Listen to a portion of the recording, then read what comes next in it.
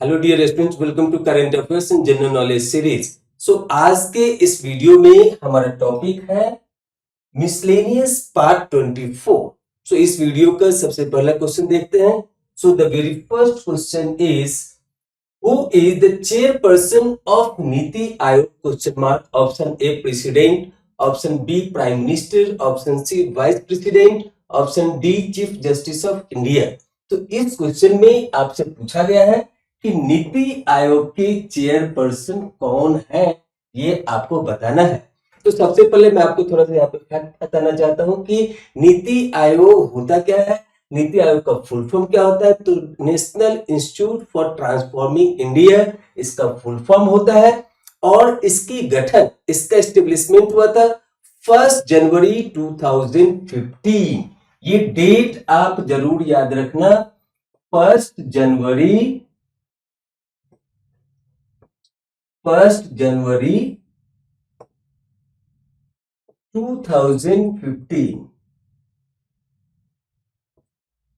1 जनवरी 2015 को एस्टेब्लिश हुआ था। इससे पहले ये किसको रिप्लेस किया था? तो पहले प्लानिंग कमीशन हुआ करता था जो 5 ईयर प्लान बनाता था, जिसे हिंदी में पंचवर्षीय योजना भी बोलते थे। तो उसी को रिप्लेस करके नीति आयोग का गठन किया गया 1 जनवरी 2015। तो आपसे अगर पूछे कि नीति का फुल फॉर्म क्या होता है, तो हमने बताया कि national institute for transforming India, ये इसका फुल फॉर्म होता है। ये किसको सक्सेड किया था? तो इससे पहले क्या था? प्लानिंग कमीशन, पंचवर्षीय योजना जो गठन करता था 5 ईयर प्लान, तो ये उसके बाद आया था। नीति आयोग ने 5 ईयर प्लानिंग कमीशन को रिप्लेस किया, इसका फुल फॉर्म हमने बताया। और ये कब गठन हुआ था? तो 1 जनवरी 2015। अब यहाँ पे मेन क्वेश्चन पे आते हैं, who is the chairperson of NITI आयोग? तो बच्चों मैं यहाँ पे बता दूं कि prime minister is the chairperson of NITI आयोग। यहाँ पे इस क्वेश्चन का राइट आंसर क्या होगा? Option B. Option B is the right answer for this question. The question here is malaria is caused by option A bacillus bacteria, option B plasmodium parasite, option C virus, option D mycoplasma। तो यहाँ पे इस question में पूछा गया है कि malaria जो बीमारी है वो किसके कारण होता है, ये आपको बताना है। इस क्वेश्चन का राइट आंसर होगा ऑप्शन बी प्लाज्मोडियम पैरासाइट। तो option B is the right answer for this question. देखते हैं next. Next is ozone is the allotrope of option A oxygen, option B carbon, option C argon, option D nitrogen. तो इससे पहले कई बार हमने ozone layer के बारे में, ओजोन के बारे में चर्चा किया है। और ओजोन का जो केमिकल फॉर्मूला होता है वो क्या होता है? O3। O3।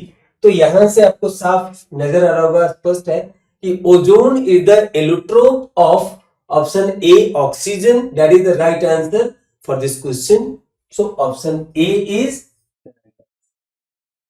नेक्स्ट।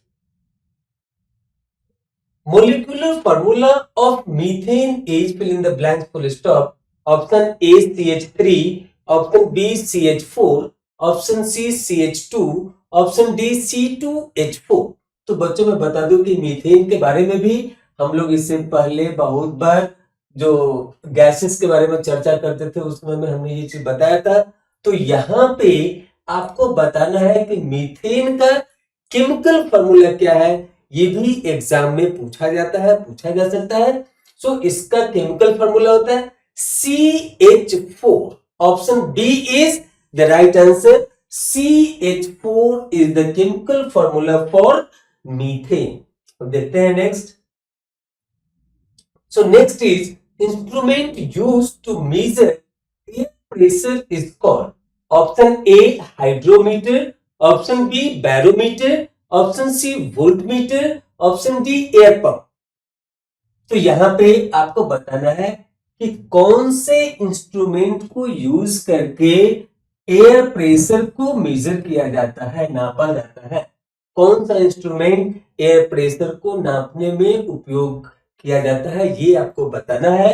तो इसका राइट आंसर होगा एयर प्रेशर को मेजर करने के लिए जो इंस्ट्रूमेंट यूज किया जाता है उसे बोलते हैं बैरोमीटर। सो कहां पे दिया हुआ? Option B is the right answer. Barometer is used to measure air pressure. So option B is the right answer for this question. अब देखते हैं next. Davis Cup is related to option A lawn tennis, option B football, option C cricket, option D hockey.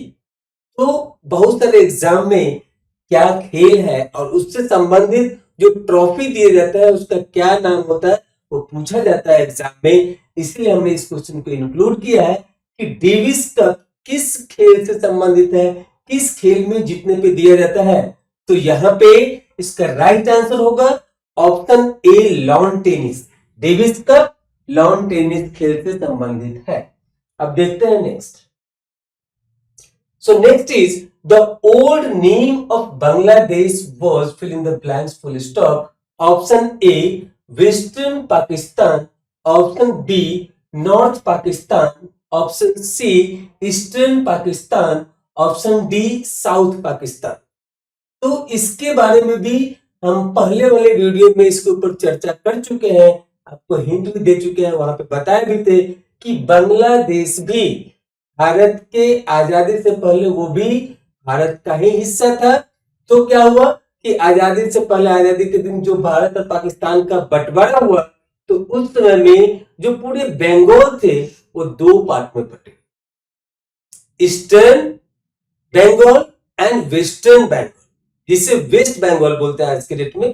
तो waste Bengal Bharat में रह गया और east Bengal Pakistan में चला। फिर उसके बाद जब वहां पे बंटवारा हुआ, फिर बांग्लादेश वहां से अलग हुआ, तो उसका नाम बांग्लादेश रखा गया। सो बांग्लादेश से पहले उसका पुराना नाम क्या था?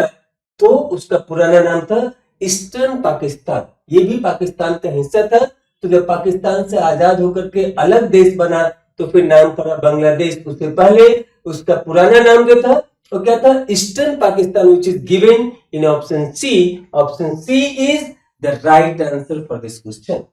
अब देखते हैं next. The road joining president's house and India Gate is called. Option A Rajpath, option B Vijaypath, option C Jaipath, option D Karmapath.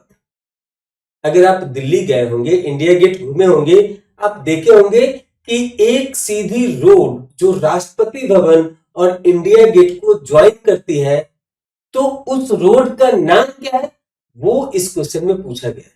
अगर आप घूमने गए होंगे तो आपको पता भी होगा, आप देखे भी होंगे। अगर नहीं गए तो कभी मौका मिले तो जाइए, और अगर नहीं जा पाए अभी तक तो आप सर्च करके, या फिर अगर आपको जानकारी है तो आप इसका राइट आंसर दें। तो इसका राइट आंसर क्या होगा? Option A Rajpath. राष्ट्रपति भवन को और इंडिया गेट को ज्वाइन करने वाली, जोड़ने वाली जो रोड है उसका नाम है राजपथ। ये बहुत ही फेमस है दिल्ली में। सो अगर आप दिल्ली जाएं तो जरूर यहां जाएं और घूमें। Option A is the right answer for this question. Next, what controls the light to be entered into the eye? Question mark. Option A iris, option B cornea, option C cone, option D pupil. मतलब कि जब भी जो प्रकाश होता है, जो light होता है, वो हमारे आंख के अंदर जाता है तो हम देखते हैं, तो वहां पे उसे कौन कंट्रोल करता है, कौन एडजस्ट करता है? अगर आप देखे होंगे कि आप जब अंधेरे से लाइट में जाते हैं तो आपका आंख थोड़ा एडजस्ट करने में टाइम लगता है। तो जो रोशनी हमारे आंख के अंदर जाता है वो किसके द्वारा, आंख के कौन से अंग के द्वारा, कौन से पार्ट के द्वारा कंट्रोल किया जाता है, वो आपसे पूछा गया है। और ये क्वेश्चन बहुत ही इंपॉर्टेंट है, आपसे एग्जाम में पूछा जा सकता है। तो जहां पे मैं इंपॉर्टेंट बोल रहा हूं उसे तो आप बिल्कुल भी मिस नहीं करना। अभी तक जो हमारा एक्सपीरियंस है, जिसके आधार पे हमने पहले वीडियोस बनाए, तो राष्ट्रीय मिलिट्री स्कूल में, फिर यूपी सैनिक स्कूल में, और भी बहुत सारे डिफरेंट एग्जाम में पूछे जा रहे हैं, पूछे जा चुके हैं और पूछे जा सकते हैं। तो इसीलिए आप इसे जरूर पढ़िए, जरूर नोट करें, जरूर याद करें। तो यहां पे इसका जो राइट आंसर होगा, राइट आंसर से आपकी जानकारी भी बढ़ेगी। तो इस क्वेश्चन का जो राइट आंसर है वो है ऑप्शन ए इरिस। ये आपके आंख के अंदर लाइट को कंट्रोल करता है। आंख का जो एक भाग है इरिस, वो आपके आंख के अंदर जब लाइट इंटर करती है तो उसे कंट्रोल करता है। Next, who is popularly known as tiger of Karnataka? Question mark. Option A Sangolli Rayanna, option B Tipu Sultan, option C Hardekar Manjappa, option D Umbabai Kundapur. आपको बताना है यहां पे कि टाइगर ऑफ कर्नाटका के नाम से किन्हीं लोकप्रिय रूप में जाना जाता है, ये आपको इस क्वेश्चन में बताना है। और जो टाइगर ऑफ कर्नाटका है उनका नाम है, आप सब पढ़े होंगे हिस्ट्री में, उनका नाम है टीपू सुल्तान। ऑप्शन बी में ये दिया हुआ है। इसे टाइगर ऑफ मैसूर भी कहा जाता है और इन्होंने मैसूर से ही अपना शासन चलाया था। तो टाइगर ऑफ मैसूर भी कहा जाता है, टाइगर ऑफ कर्नाटका भी कहा जाता है। किन्हें कहा जाता है? टीपू सुल्तान। एक और इंपॉर्टेंट जानकारी आपको यहां पे हम देना चाहते हैं कि ऑप्शन सी में जो दिया हुआ है हार्देकर मंजप्पा, तो इन्हें गांधी जी ऑफ कर्नाटका भी कहा जाता है। मैसूर कहां है? कर्नाटका में है। तो मैसूर, अगर आपसे पूछे टाइगर ऑफ मैसूर, तो भी आंसर होगा टीपू सुल्तान। टाइगर ऑफ कर्नाटका पूछे तो भी होगा आपका आंसर टीपू सुल्तान। लेकिन गांधी ऑफ कर्नाटका पूछे तो आपका राइट आंसर होगा हार्देकर मंजप्पा। तो इस क्वेश्चन में एक और क्वेश्चन आंसर हम आपको सिखा दिए कि हार्देकर मंजप्पा को गांधी जी ऑफ कर्नाटका भी कहा जाता है। तो हमें उम्मीद है कि आप सारे क्वेश्चन आंसर को बहुत ही ध्यान से सुन रहे होंगे, बहुत ही इंटरेस्ट के साथ आप चीजों को सीख भी रहे होंगे, अपने नोटबुक में नोट भी कर रहे होंगे, ताकि आने वाले एग्जाम में आप आसानी से आंसर कर सके अगर इन सब में से क्वेश्चन पूछा जाता है तो। अब देखते हैं, आपकी बारी है। Test yourself. Which city is called Silicon Valley of India? Question mark. Option A Pune, option B Hyderabad, option C Bangalore, option D Chennai. तो यहां पे इस क्वेश्चन में आपको बताना है कि सिलिकन वैली ऑफ इंडिया किस शहर को कहा जाता है, किस सिटी को कहा जाता है। वैसे सिलिकन वैली बेसिकली कहां पे है? तो यूएस में। लेकिन उसी से मिलता जुलता प्रॉपर्टीज यहां भी, जो भी उसके कैरेक्टरिस्टिक है वो एक सिटी फुलफिल करते हैं। तो आपको उसके आधार पर बताना है कि किस सिटी को सिलिकन वैली ऑफ इंडिया कहते हैं। अगर आपको पता है तो तुरंत आंसर करें हमारे कमेंट बॉक्स में। अगर नहीं पता है तो आप सर्च करें और फिर आप अपने नोटबुक में भी नोट करें और हमारे चैनल पे भी इस क्वेश्चन के आंसर जरूर लिख करके भेजें, ताकि हमें पता चले कि आपकी तैयारी पूरा जोरों पे है, आप एकदम युद्ध स्तर पे अपनी तैयारी कर रहे हैं, ताकि आने वाले एग्जाम में जो भी क्वेश्चंस पूछे जाते हैं। और मैं एक चीज और यहाँ बताना चाहता हूँ कि जनरल नॉलेज के जितने सारे क्वेश्चन आंसर हम करा रहे हैं वो तो करिए, लेकिन इसकी कोई सीमा नहीं है। नाम है जनरल नॉलेज, सामान्य ज्ञान, लेकिन सिलेबस उतने ही वास्ट है। तो आप उसके अलावा भी अपनी जानकारी को बढ़ाते रहें, चीजों को सीखते रहें। आपका जो क्लास का सिलेबस है साइंस का या फिर सोशल साइंस का, तो वहां से भी आप इंफॉर्मेशन को गैदर करें, वो भी आपके एग्जाम में बहुत ही हेल्पफुल प्रूफ होगा। तो इसीलिए यहाँ पे हम इस वीडियो को यहीं पे फिनिश करते हैं। Thank you for time being to all of you for watching this video. Thank you again.